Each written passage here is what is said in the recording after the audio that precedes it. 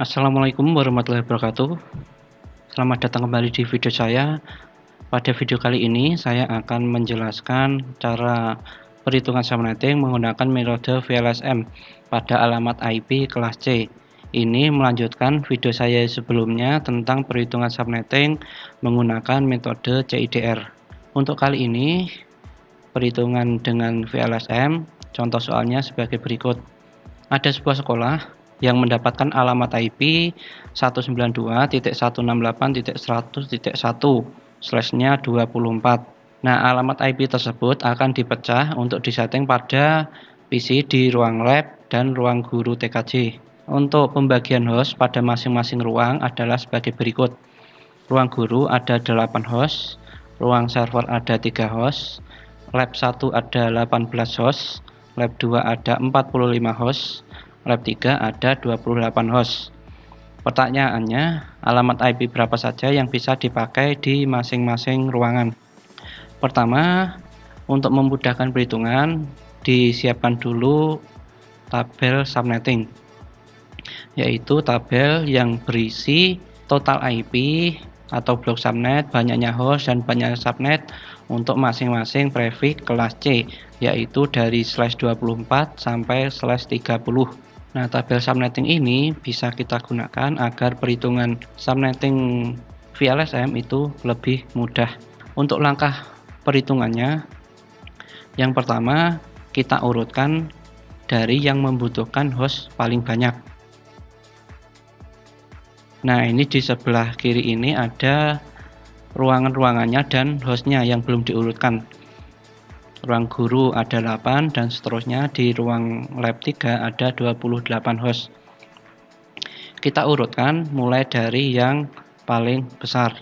Jadi setelah diurutkan, yang pertama itu ada lab 2 yang berisi 45 host.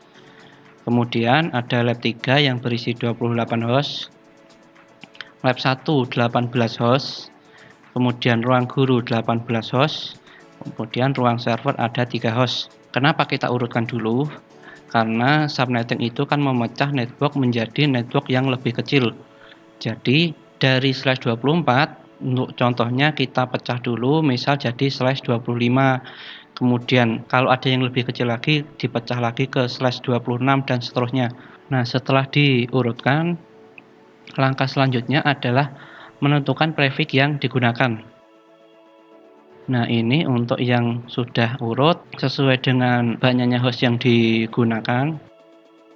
Kemudian patokan kita adalah di tabel subnetting yang tadi. Pertama kita menentukan prefix dari lab 2, ini kan ada 45 host.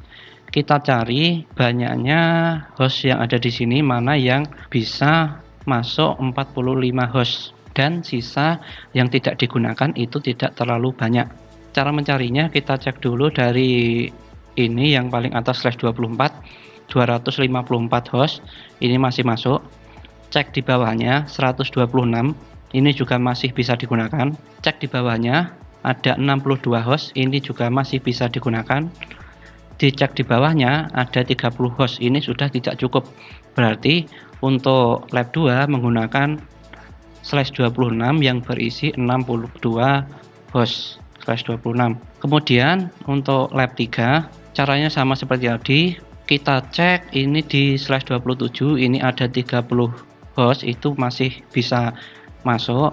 Untuk yang di bawahnya /24 karena cuma tersedia 14 host, maka tidak bisa menggunakan yang /28 ini prefixnya. Oleh karena itu di lab 3 menggunakan /27 dan seterusnya. Untuk lab 1 sama menggunakan /27, ruang guru menggunakan /28 dan ruang server menggunakan /29. Berikutnya kita tentukan blok subnetnya. Jadi untuk menentukan selisih antara subnet pertama, yaitu untuk lab 2 dengan subnet kedua untuk lab 3 dan seterusnya. Pertama, blok subnetnya untuk lab 2 itu adalah 64, untuk lab 3 itu ada 32, lab 1 sama 32, untuk ruang guru ada 16, ruang server ada 8. Jadi ini blok subnet atau total IP pada subnet tersebut. Kemudian setelah ketemu prefix dan blok subnetnya, kita tentukan alamat subnet untuk masing-masing ruang. Kita buat tabel seperti ini, diurutkan sesuai yang terbesar. Jadi subnet pertama itu lab 2, subnet kedua lab 3, subnet ketiga lab 1, subnet keempat ruang guru, subnet ketiga ruang server. Untuk lab 2 dipakai untuk 45 host menggunakan prefix /26 dengan blok subnet 64. Jadi alamat networknya itu karena subnet pertama itu sudah bisa dipastikan titik yang oktet keempat itu 0. Jadi 192.168.100.0.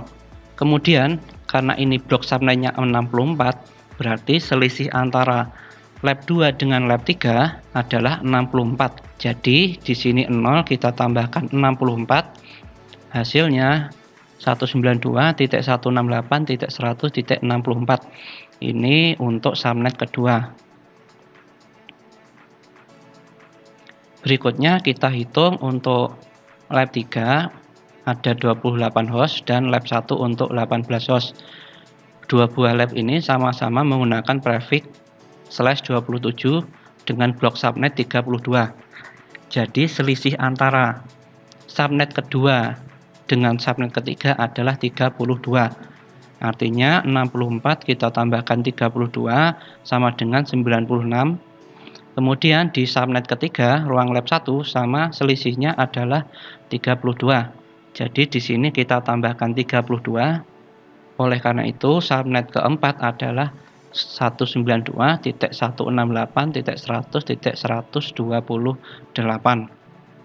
Berikutnya itu ada di ruang guru, dipakai untuk 8 host menggunakan prefix /28 dengan blok subnet 16. Jadi di sini untuk ruang guru itu total IP-nya ada 16.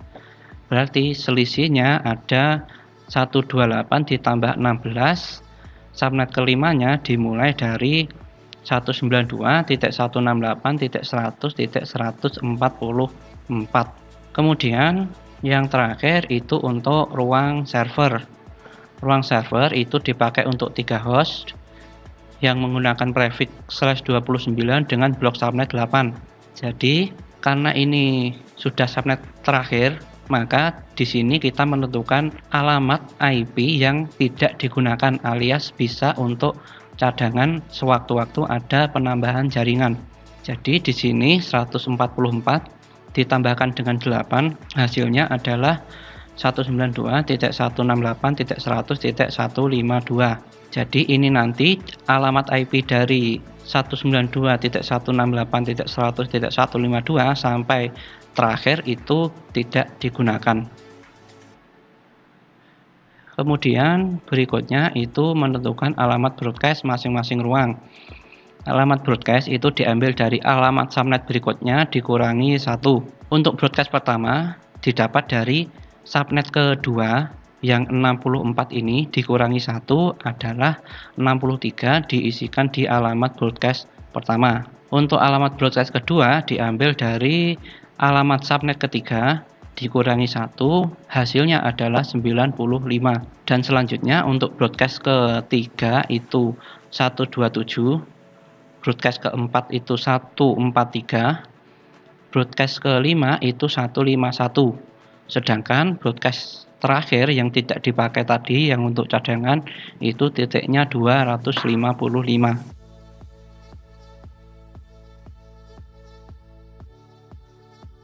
Berikutnya itu menentukan alamat host pertama masing-masing ruang. Untuk alamat host pertama diambil dari alamat subnet ditambah dengan 1.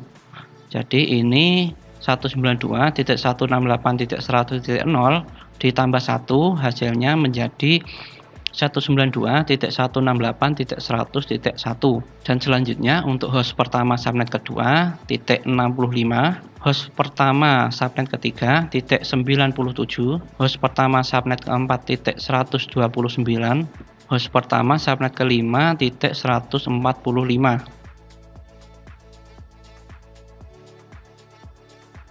berikutnya adalah menentukan alamat host terakhir untuk masing-masing ruang. Host terakhir diambil dari alamat broadcast dikurangi 1. Jadi untuk yang di host terakhir subnet pertama itu 63 kurangi 1 sama dengan titik 62. Yang berikutnya host terakhir subnet kedua itu titik 94. Host terakhir subnet ketiga titik 126. Host terakhir subnet keempat titik 142. Dan host terakhir subnet kelima titik 150. Nah, itu untuk perhitungan alamat untuk masing-masing ruang. Jadi alamat IP berapa saja yang bisa dipakai di masing-masing ruang. Untuk ruang guru, alamat networknya adalah 192.168.100.128/nya 28. Alamat broadcastnya 192.168.100.143. Sedangkan alamat yang bisa dipakai untuk host itu 192.168.100.129 sampai dengan 192.168.100.142. Untuk ruang server, alamat networknya 192.168.100.144/nya 29. Alamat broadcastnya 192.168.100.151. Alamat yang bisa digunakan untuk host itu 192.168.100.145 sampai dengan 192.168.100.150. Ruang-ruang berikutnya bisa dilihat di video. Mulai dari lab 1, 2, 3, dan alamat cadangannya.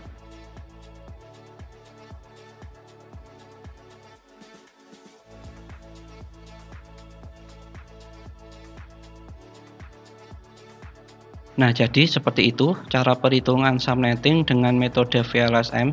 Berbeda dengan metode CIDR, untuk VLSM kita bisa menyisakan alamat yang tidak terpakai. Jadi di sini ada alamat yang tidak terpakai dari 100.152 sampai dengan 100.255.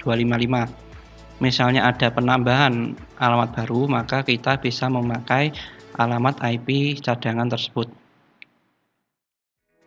Sekian pembahasan di video saya kali ini. Jika ada pertanyaan tentang materi, bisa langsung tanyakan di kolom komentar. Wassalamualaikum warahmatullahi wabarakatuh.